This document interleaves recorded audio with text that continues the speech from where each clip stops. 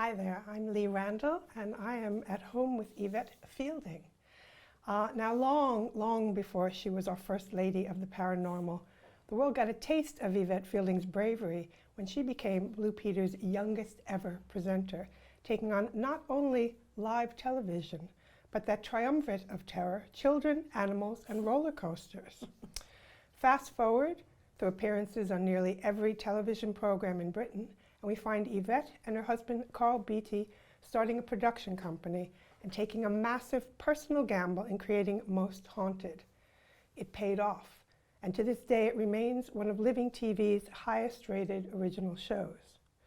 There was a celebrity version called Ghost Hunting with, and Yvette also presents a podcast called Paranormal Activity, which asks listeners about their experiences with the inexplicable.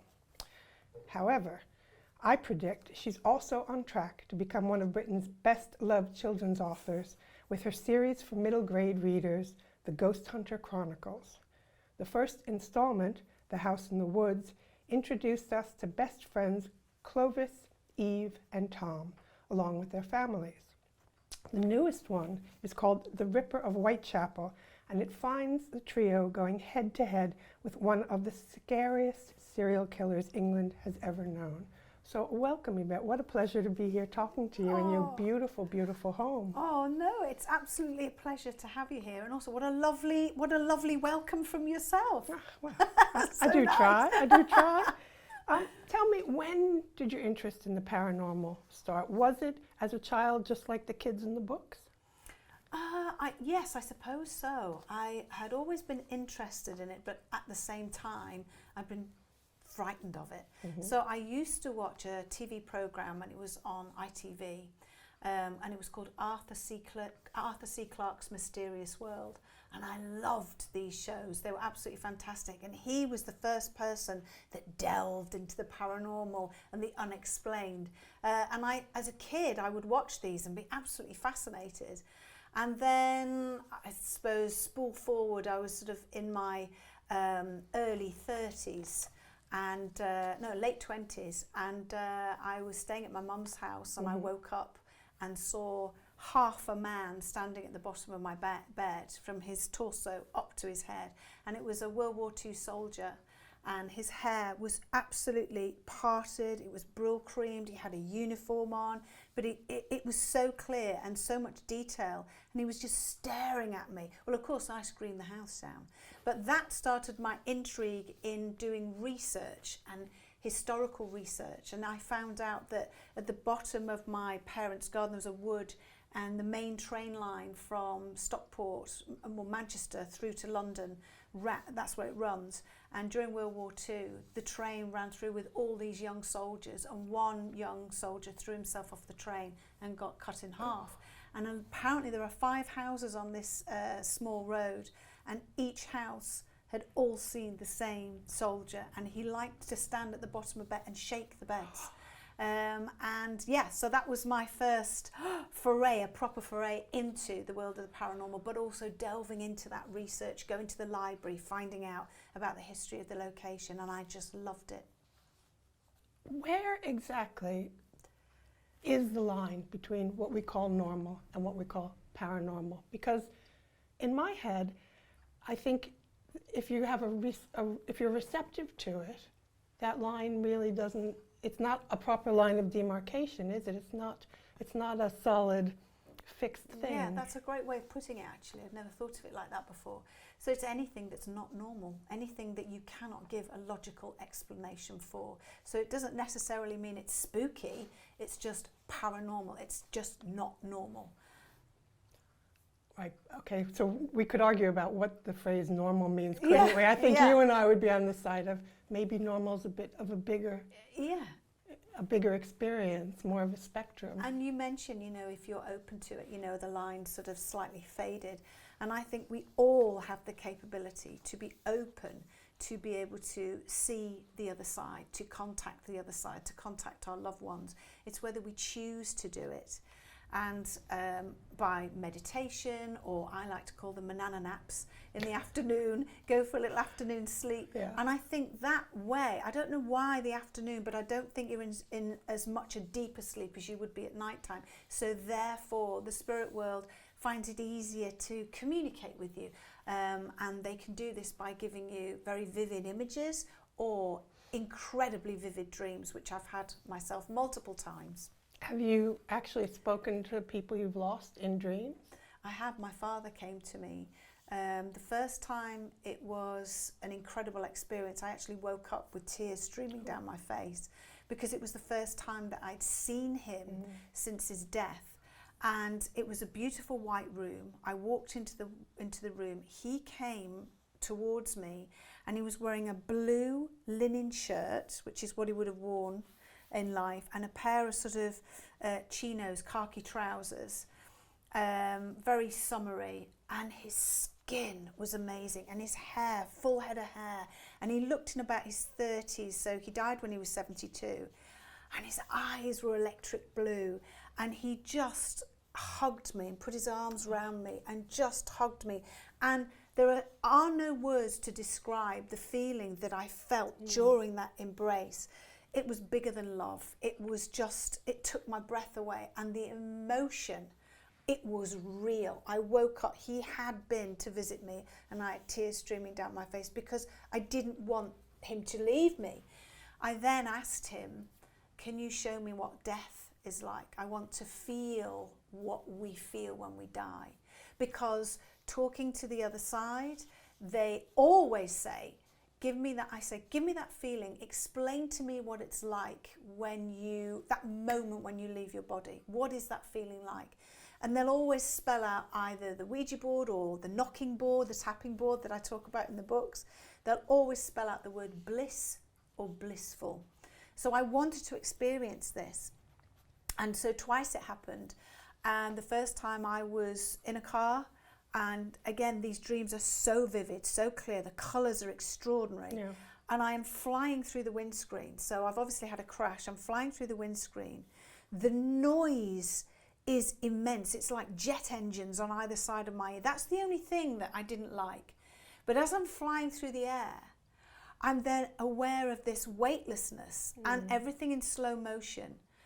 But this feeling of, again, the same feeling that I had in the room with my dad. And it was this love, this, I can't give you the words for it. It's just blissful. It was this letting go, and it was incredible. And then that happened twice to me. And I then, through the knocking board, the tapping out, was that you, Dad? Yes, I put that in your head. And so to me that was so incredible that my dad had been able to show me, and I felt what it feels like to die. So I know I am so not scared of death at all. No. I'm really intrigued that you say that, because in both the books there are absolutely incredibly moving moments where some of the ghosts find relief and they move on. They're able to move on and move out. I'm all out of order here, but we'll circle back to the idea behind the books later. I want to ask you about that because it's truly, truly moving, and you've chosen to put that in a book for children, and I'm sure there's a reason for that. I always remember my daughter asking me when she was a little girl, she was in the back of the car, and my grandmother, we were talking about my grandmother who'd passed on, but her great-granddad, Pops, had just died. And I remember her saying to me, but where's he gone? Don't we live forever? And we forget that when you're a child, a toddler, we live forever. And so it's such a shock, like, what do you mean they're dead? It's really upsetting to a young person. And especially as you're older, perhaps a young, you're 11, 12, a teenager, and you lose a loved one, and you're not quite sure what your belief is. I wanted to put it in the books, from my experience, that there is you mustn't fear death, and also that your loved ones do go on to somewhere absolutely beautiful. there's this glorious feeling, there's this wonderful light, and they go on to call it what you want, but it's paradise wherever, you know, and there's all sorts of theories and all sorts of things that have come through from the other side that have explained to me in certain circumstances where the spirit has actually come back to the place that they lived because they loved living in their home. And so sometimes you would call that a haunting. So for instance, the lady that lives here on the stairs, the white lady, this would have been her house at one point, and she's just living here. And every so often our paths will cross, the veil is at its thinnest, she'll see me and I'll see her. Do you say hello? No, it's just I have to say it's other people have seen her more than I have. I remember I've just seen her skirt, but my friend, she was here, and I had my back to the staircase. She was sorting through some of my clothes. She was a stylist, and all of a sudden she looked up and went, "Oh!" And I went, "What?" She just burst into tears. She said, "I've just seen a lady in full Victorian white dress," she said, "just walking up the stairs." She said, and it really affected her. It really did frighten her, but shock her because she'd never seen anything like that before. But there's nothing negative at all. So when you thought about creating this series, what made you decide to write for young readers rather than people our age? Well, I didn't sort of think to myself, right, I'm going to write for young readers. I just wrote it for my mental age, which is me. I love reading, even now, so young adult books. I love reading. You know, I even have, you know, still got my copy of The Lion, the Witch and the Wardrobe, C.S. Lewis. I love, Tolkien's works, all of that. I love Harry Potter. I really enjoy them because they're simple and yet very complicated, very, very clever and beautifully written. And I think there are some amazing books out there that adults, you know, give them a go because they're amazing. So I didn't set out to write a children's book. I wrote for as if I was going to read a book and would I enjoy it. I don't like to use long descriptive words, long words in paragraphs. I like to get straight to the point and just tell a story as quickly and I suppose as creatively as I possibly can. So tell us a bit about your three protagonists. They're quite a triumvirate. They're quite a strong trio, and I'm curious if you can tell the audience about them, but also you would know best. What are their qualities that make them such good ghost hunters? What are the qualities of a good ghost hunter? Oh gosh, I suppose I based Eve on myself when I was 13, and I thought, well, what would I be like as a 13-year-old doing what I do now? And so I used my personality. 1 minute I'm absolutely terrified, emotional, but then I'm like, oh, come on, we've got to carry on, we've got to get on with this. And that's Eve, you know, it's me, it's how I am now, and it's how I would imagine I would be when I was 13. Tom, I sort of feel that Tom is, I haven't sort of based him on anybody, but he's sort of this a very sporty young gentleman, but fun, but also he is willing to give anything a go, but scared at the same time. And he starts to have his own gift. So he starts to be able to hear voices of the dead, which, as you can imagine, freaked him out completely. But as he gets older and as the books go on, he learns how to use this amazing gift to help with the cases that they come across. Clovis, I absolutely adore because I did a lot of research. I've been to Jamaica once, and I spent 6 weeks there, and it was just the most amazing time, and the people are just fantastic. And my very, very, very good friend Debs O'Connor is from Jamaica. Her family's from Jamaica. So every time I would write a bit about Clovis, she named him actually. I said, I need a really old-fashioned Jamaican name, and, you know, what she said, Clovis, you know, and his surname, Gale, is her family name in Jamaica. Oh, brilliant. And even down to the food, you know, what food would Claudette, you know, make, and Claudette Clovis's mum is based on Deb's, you know.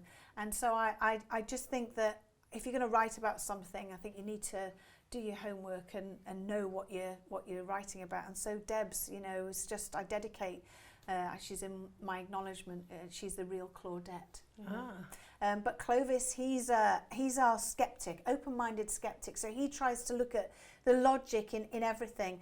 And whenever we've done a Most Haunted or paranormal investigation, we always make sure that we have an open-minded skeptic on board, because I think it's really important to have that balance. You have your total believer like Eve. Tom's a bit like, well, I'm nervous about it, but I want to believe in it. And yet you've got Clovis going, no, well, it could be the wind that blew that door shut. No, it could be this. And then the other two get frustrated with him. Oh, for goodness sake, Clovis, how can you think that when we've just seen X, Y, and Z, you know? So I just think it's really important to have that balance. And tell us a little about their families, because you've given them each a somewhat unique family setup. Yeah, so they all live in Whitechapel. And how did you choose that neighborhood? I have no idea. It just came out of nowhere. Again, you know, I think it's weird, isn't it? Because I remember waking up, was something put into my mind subconsciously while I was sleeping? I don't know. But I remember sitting up in bed afterwards and in the morning while I was having my cup of tea going, yeah, Whitechapel, that sounds really great. I think it sort of conjures up the images of old East End of London, doesn't it? The Victorian times as well. But I love that image of Eve and Uncle Rufus's house, this sort of, I based it kind of on my own house. I was wondering about that, because the dates of that house, when I started doing the homework, I was like, hang on a minute. Yeah, so our house is very higgledy-piggledy, and you've got to bend your head to go under the beams. So I kind of based this house on there. So it's a lot taller and thinner, but it's a black and white Tudor house. And so over time, of course, you know, back in the 1600s, it would have just been farmland with this amazing house. And so over the years, the city grew up and so on. So because it was Grade 2 listed, a very important house, they couldn't knock it down. So the council in Whitechapel decided to build high-rise blocks of flats on either side of this house, and a massive council estate around the back. And so, of course, Eve, Clovis and Tom all grew up within a stone's throw of each other. You know, Tom and his family, they live in a small council house around the back. Clovis and his family, they live in one of the flats in the high-rise next to Uncle Rufus and Eve, who live in this lovely old building. I must say, there's a scene in one of the books where the lift is out and Clovis is, and I believe it's Tom and Eve hike up 10 flights of stairs or 8 flights of stairs with their bicycles. Yeah. And yet when they get to the top, they're able to speak perfectly naturally. And I thought, these kids are fit. Yeah, if it had been me, I wouldn't even got up the second set of stairs. You know. They also just lean their bikes against the railings, and they're still there when they come back. So I was dead impressed. Yeah, I know. Well, it's a nice part. It's a nice block of flats. Yeah.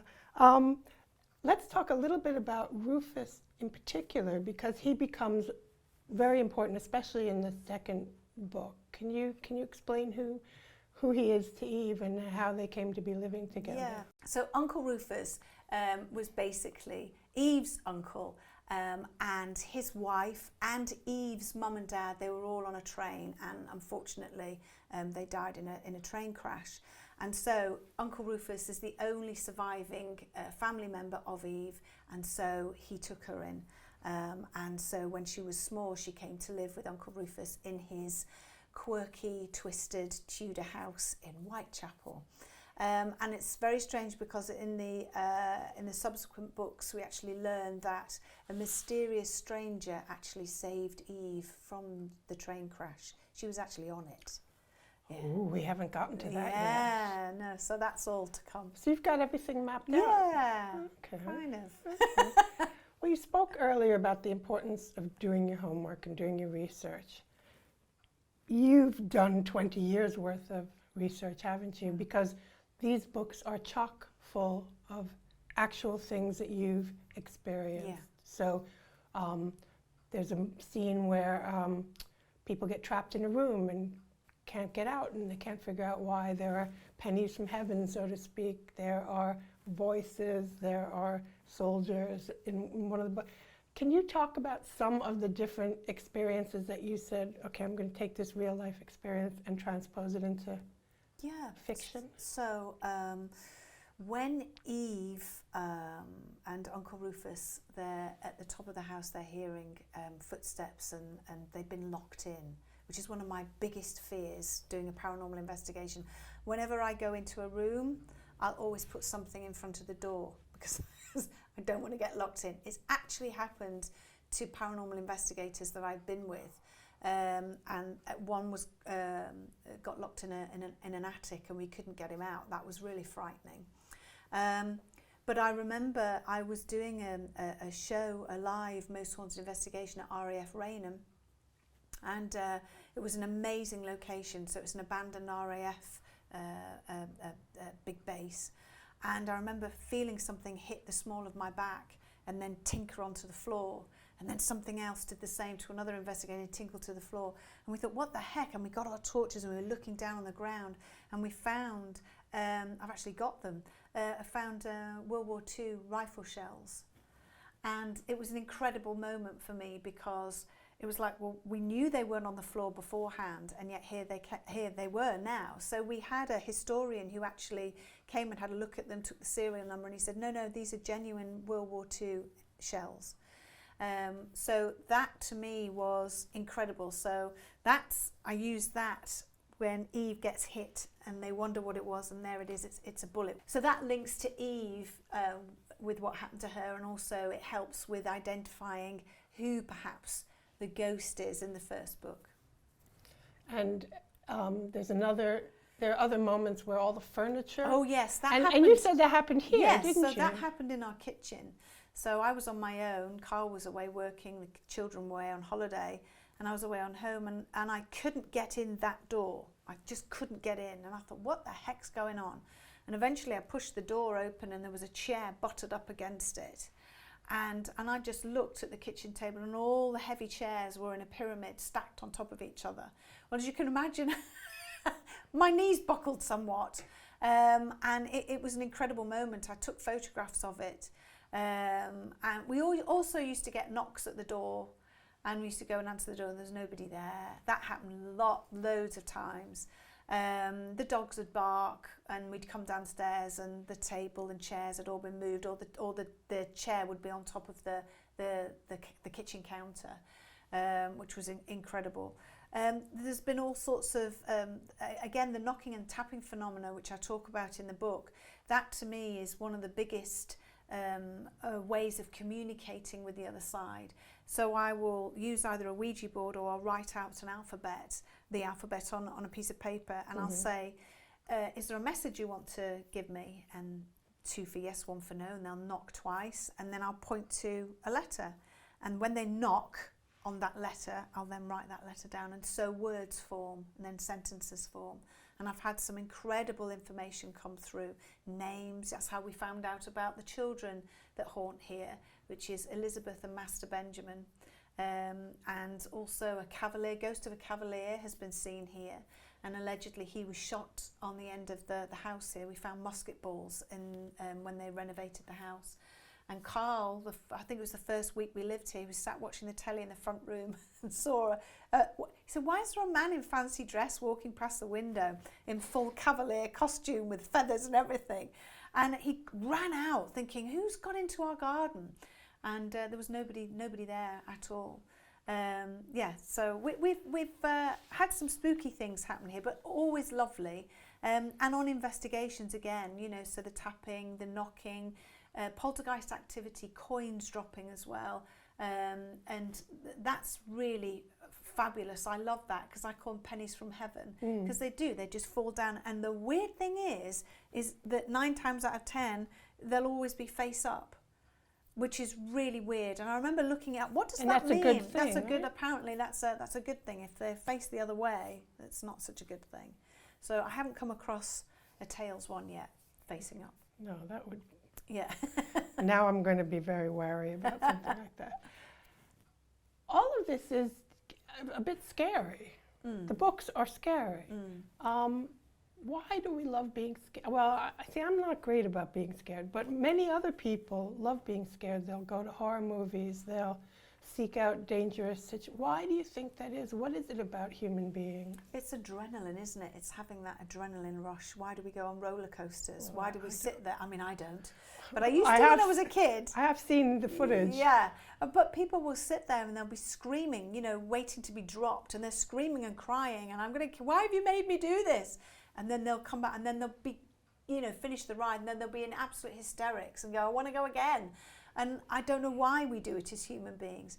But for me, whenever I go to a frightening location, I know there's something negative there. I'm intrigued. I'm frightened. And yet I'm absolutely so passionate about getting in that front door and finding out who's here. Why are you causing this family so much distress? I want to find out who you are and why you're here, and I'm going to send you on your way. I'm going to release you from this place so that you can give this poor family some rest and peace. Which is very much how the kids approach it in the book. It's very much a mission for them. It starts with curiosity and then it turns into more of a mission. So in this book, you deal with Jack the Ripper. Now, recently, some social historians have been pulling focus away from whoever that was onto the victims, which I think is a nice thing and a beautiful thing. But you must have thought long and hard about introducing this for children, because obviously you don't want to describe the deaths too much. No. So what was going through your head when you thought, I mean, they're in Whitechapel, it's an obvious place to take it. And of course, we find out later that in the second book might not be the first time they've encountered him.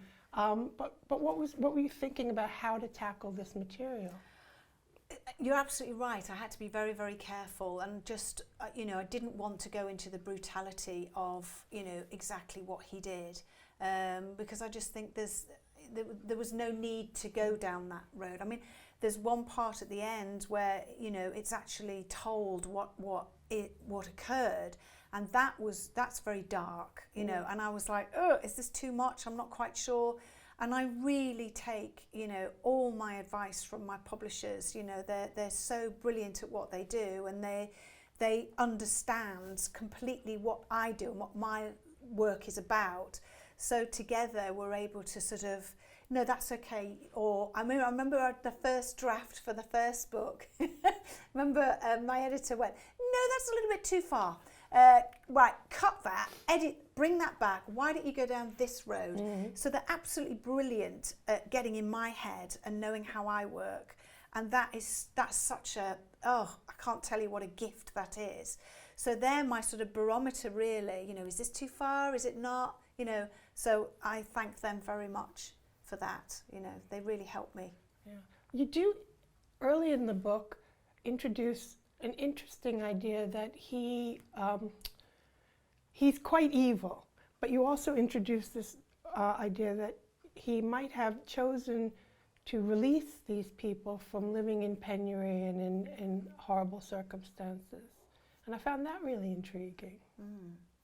Well, more to be revealed. I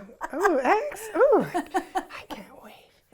Now, you talked about the value of having good editors, which I think anyone who writes would agree with.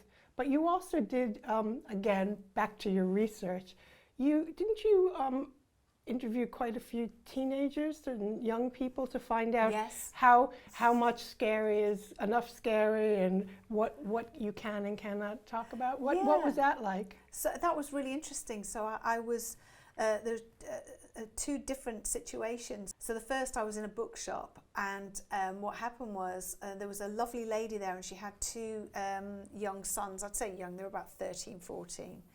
And I said, hello. I said, I know this sounds a bit strange. I said, but I'm going to be writing a book. I said, and I want to talk to them about scary books. Would it be okay? Of course, she said. So we all sat down in the sort of sofa area. And I asked them, I said, how scary do you like to, do you like scary books? We love scary books, the two brothers. I said, yeah, but how scary? And one of them went, I like to shake under the duvet. And the mother was laughing, saying, oh, the nightmares, but he loves it. And I said, so if I was to write a book, how scary would you like it? The scarier the better. Make it really, really scary. Okay, that's fine. And then we do this thing called Most Haunted Experience, where we invite people to come and join us, the public. Please come and join us, do a ghost hunt. It's not fake. Just because you see it on TV doesn't mean to say it's fake. It's real. Come and join us. And so we did an under 16 one, and all these wonderful young adults came along and kids, and we got the most incredible things. We did seances and Ouija boards, and the tapping was happening for them. In fact, some of the children were actually playing noughts and crosses with the spirits. So you draw the noughts and crosses grid, and then the child would say, okay, I'm going to go here, and they'll put a cross where they are. Where would you like to go? And then they'll point to a space, and when it knocks, they'll put the circle in.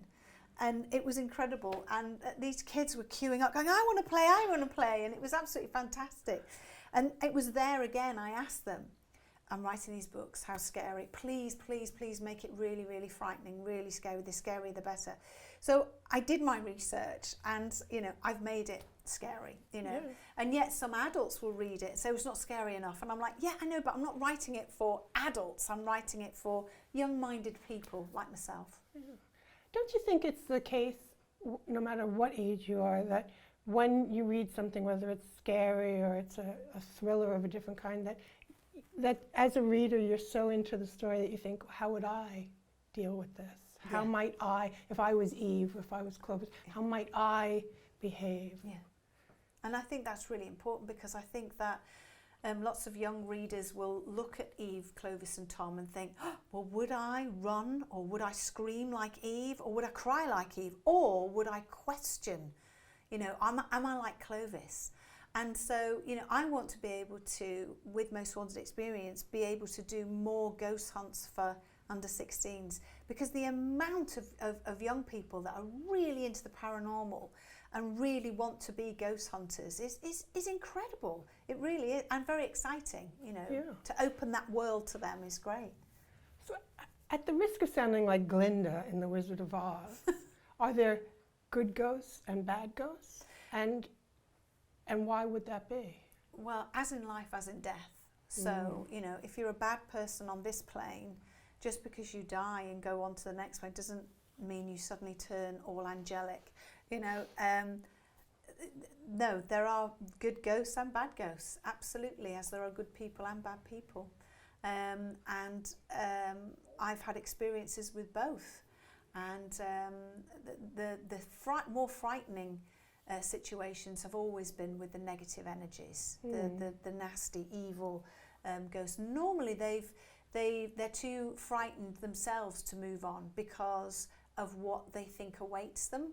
So they're sort of stuck on this plane because they know they've. Oh yeah, they know they've done something wrong, and what's coming for me when I go on, when I go towards that light, and they don't want to, so they stay.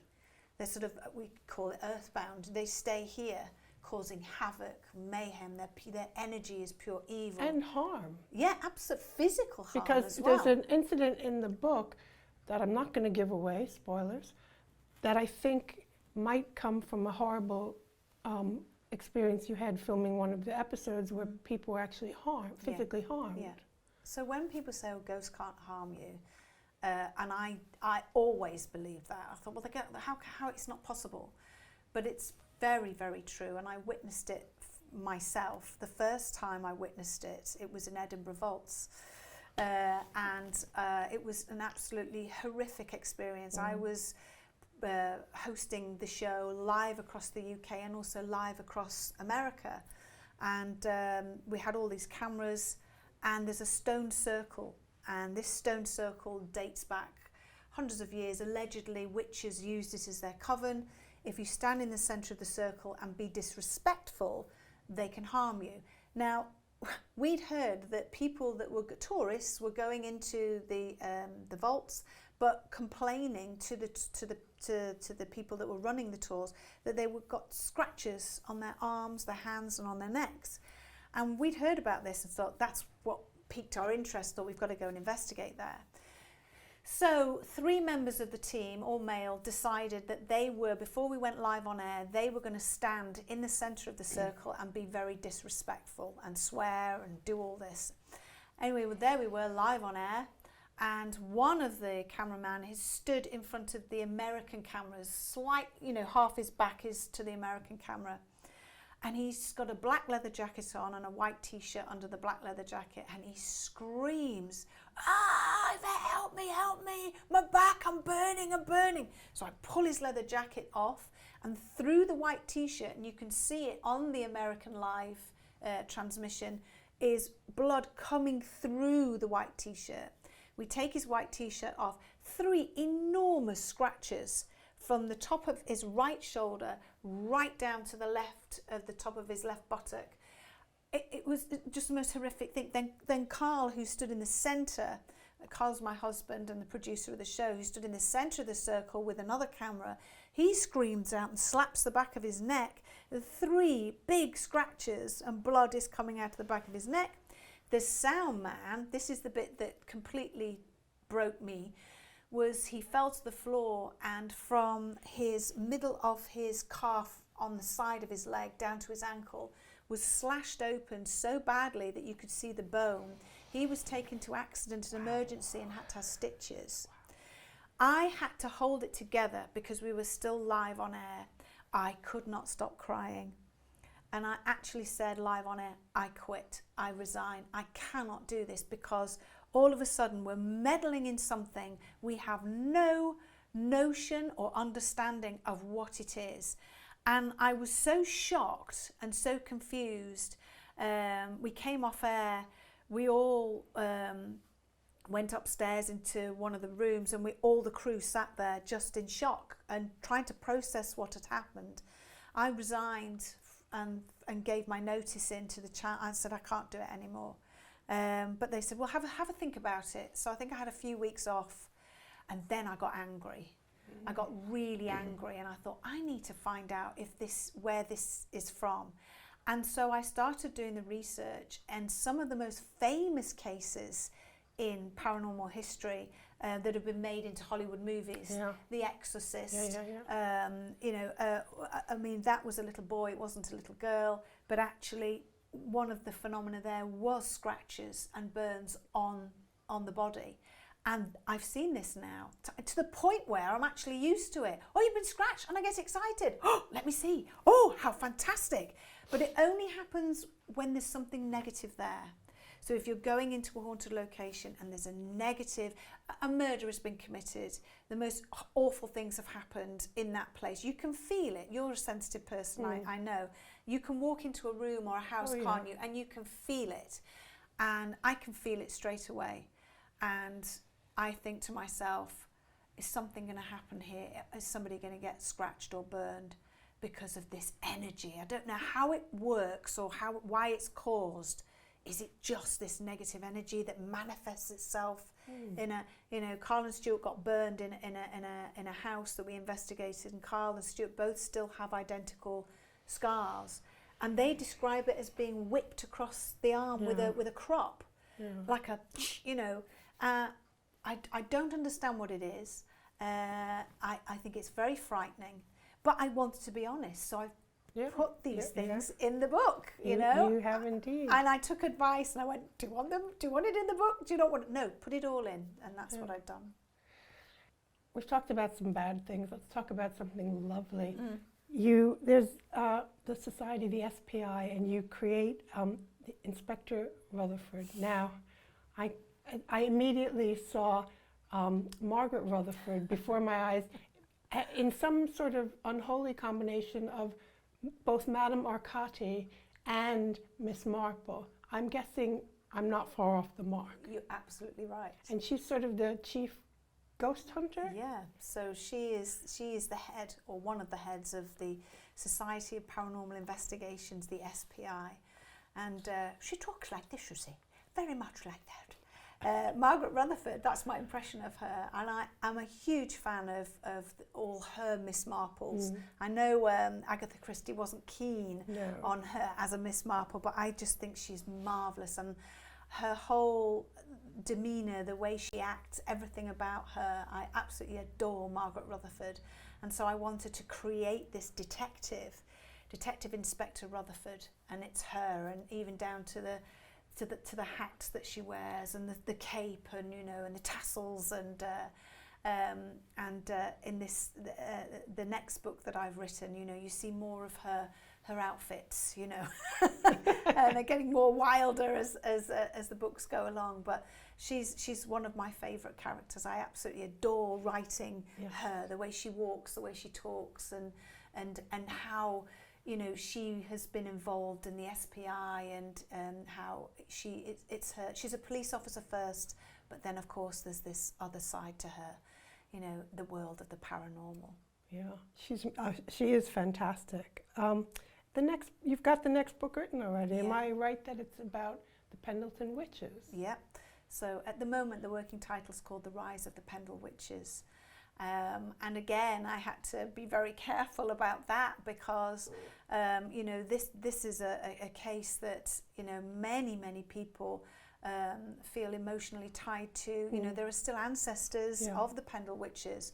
And so I had to be very careful and not to upset anybody, but I really enjoyed writing it. I really did, and the book is bigger, and it's then a little bit more involved, and so the world is opening up a little bit more. So more and more, more to do with the SPI, more secrets revealed, and so on.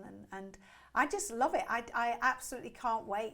Hopefully the books will just keep going and growing and growing. And as we grow up with the three protagonists, that's what I want. I want us to be able to grow with them and watch them become fully fledged adult ghost hunters. Well, they're doing pretty well so far. So last question, can't resist. Do you think you'll come back as a ghost? Do you have any control over whether you can come back as a ghost? I have no idea. That's a great question. I know that if I came back as a ghost, I know I'd haunt two places. Two places? Two places. Here. Definitely come back, but I wouldn't frighten anybody. I'd be a lovely ghost. But I would like to think that I would be a really frightening ghost in 10 Downing Street. Oh, yes. Wouldn't that be great? Yes.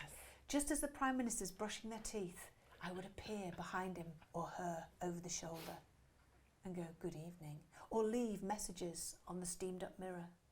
Political messages, Yvette? Yeah, maybe. Oh, thank you. Or just like, get out. Leave. Oh, great. Thank you so much. And the books are out in all bookshops right now? Yeah. Brilliant. Oh, thank you so much. Thank it's been you. An absolute pleasure. Okay, everybody, what I want you to do is put your hands nice and light on the table as if you're playing the piano, but then I want us to touch our pinky fingers. So we're all touching. That's it. Now, if we can, try and put your feet. Can you feel my feet under there? Touch my toes. Mm-hmm. Okay, so now nice and light on the table. I just want us to all take a deep breath in. Just relax. And also our camera crew as well, just really relax and try and think positively. That's what it's all about, just thinking positively. Whether you believe or not, just open your mind out to the possibilities that anything is possible. Is there anybody here? Come towards us now. Come towards us now. Come towards us. Use our energies around this table. You know who I am. I'm Yvette. I'm Lee. I'm Carl.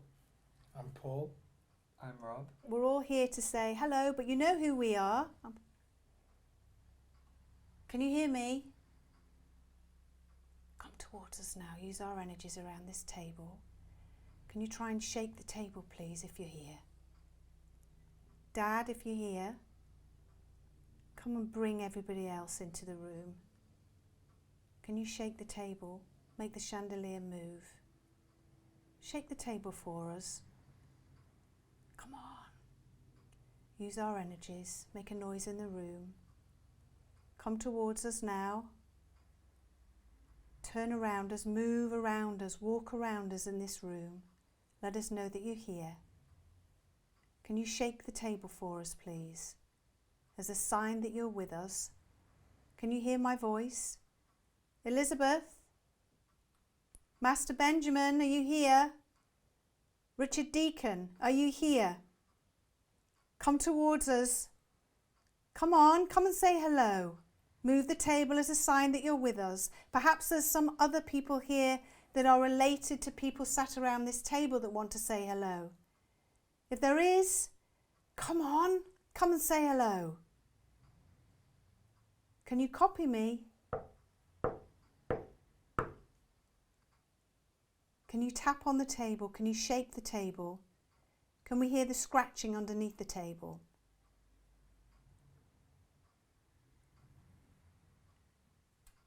Come and say hello. Make it stronger. Hello, can you hear me?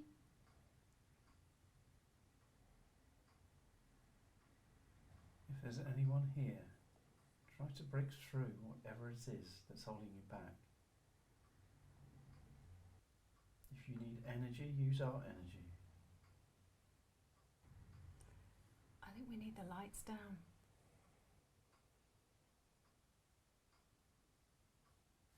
If you're here, we know you're here, and there's just us 5 around this table and 2 people standing. Can you... There was a tap. Can you copy this?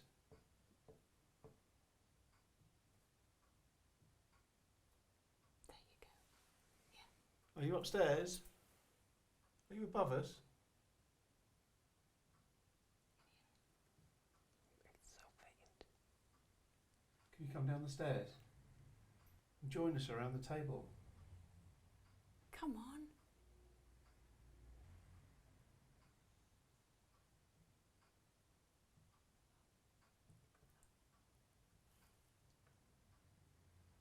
Thank you. Can you make it louder? Come on. Come and talk to us.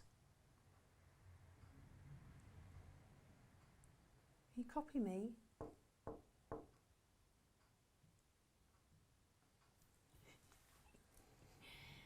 Need to make it louder though. Can you move this table? Can you feel? Can you make it so we can feel it on the table? Make the table shake. There. I felt something. Go on, keep calling out, Carl. There it is again. Can you come down the stairs? March down those stairs. If it's Elizabeth or Benjamin, can't have some fun. Oh yeah. Can you make those crystals move much more? Make the candles move around. Go on, really shake those candles. Come on.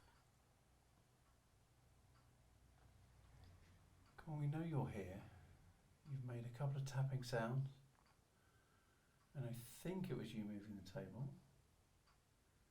We'd love to communicate with you.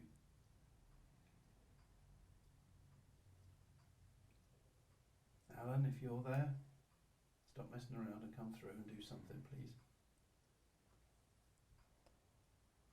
Elizabeth and Benjamin, you've known us for 20 years now. You know that we've got a lot of respect for you.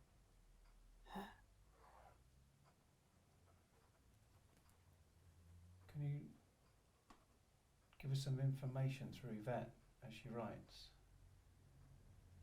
Something poignant. Something we can... Yes, now. Go. Come on. Come on. Come on. Come on. Move the table. Move the table. Move the table. Touch one of us. noise with your voice. Tap on the table. We'd love you to talk to us or to communicate with us in any way you can. Waiting in the wings. Well, you don't need to wait. You don't need to wait. Robert must relax. Just come through. Relax. Come down the stairs. Are you on the stairs?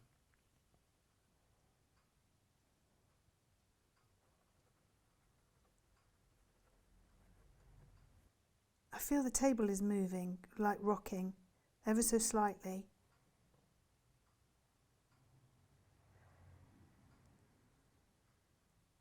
Come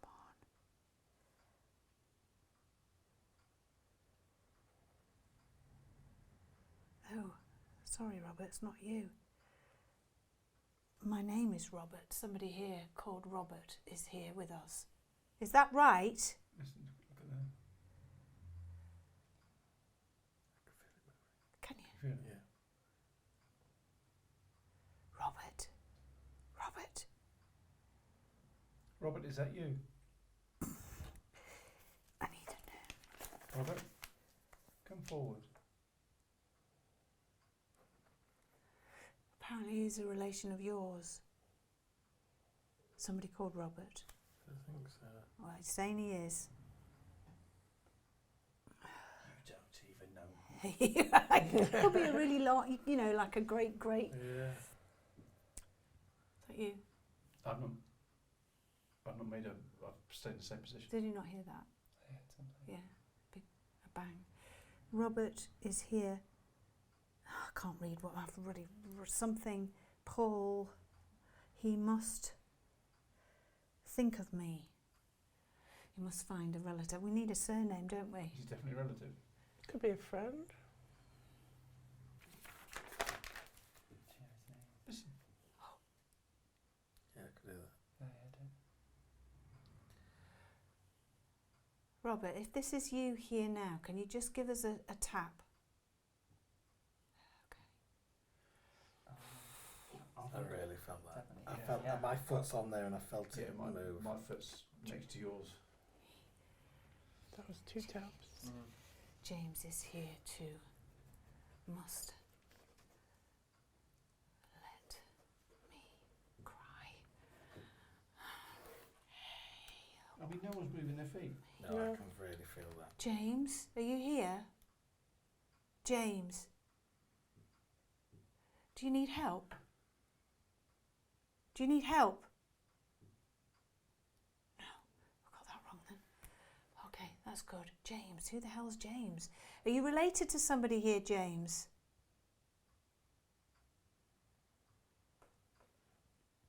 Are you a friend? Huh? You. What? You. I was going to draw an arrow to you. Were you? Yeah, I don't have a James. just ask. James, do I know you? Or did I know you?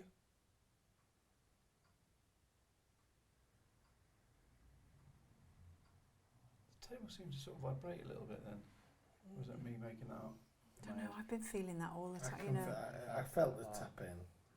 I can't remember what the hell I've written. Come on, can you just push something forward? James, something to do with you. Could it be a surname, James? Oh, it could have been, yeah. Diamond, what the hell's That would that? be interesting. Diamond. Oh God, it'll be my grandmother yelling that I pawned the diamond. Grandma, I needed it to pay for double glazing. Diamond. I'm just fascinated with James and Robert. Never had that. No, so they have to be connected with somebody here because there's never been anything in 20 years of any of those names. I don't know for Robert. No James in my family. Not that I know of. Definitely not in mine. Well, there is on my grandfather's side. James Herbert Fielding. Did you hear a knock Yeah, then? I know. James? James Herbert Fielding? That was like on the stairs behind you. And again.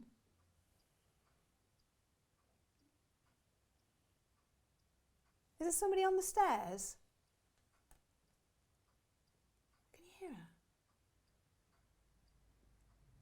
I've been thinking of somebody on the stairs. Yeah, you have, yeah.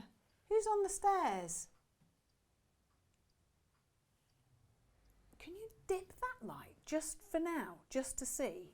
I've often discovered that and people go, oh, it's because you can fraudulently do stuff. It's not the case at all. It's for some bizarre reason. Don't you mind? And then we'll put the lights up. As soon as something happens, it's in the dark, and then you put that. Then we can put the lights on. But it always seems to start in the dark. Walk down the stairs. Come towards the table. Shake the table so we can hear. Look at all those glasses on the table. How wonderful it would be for you to make those chink together. Come on, let's have a party. Right. What do So we for do? this, put our fingers on the glass. Right, whoever's here, James, Robert, my dad, anybody in this room, in this house with us now, if you can move the glass in a circle as a sign of yes, that you are with us. If you can do that, that would be great. I know the energy isn't as normal and we don't understand why, but probably because we don't know each other very well. But if you could help us out, we'd really appreciate it. So if you can move the glass, please. Come on now, move the glass as a sign. Move the glass that you're with us. Move the glass in a circle, please. Or shake the table, please. Can you shake the table and move the glass? Do whatever you can. Just move the glass in a circle. Move the glass in a circle if you're here. Come on. Move the glass in a circle. It's like it's juddering. Oh, table moved. Table did move. That's good. Come on. There's energy here, that's good. Come on, move the glass. Use all of our energies. Come on, we so want to speak to you. You know we do. I know, but in a circle. That would be great, in a circle if you could. Move in a circle. In a circle then. Come on, once you get going, you'll be great.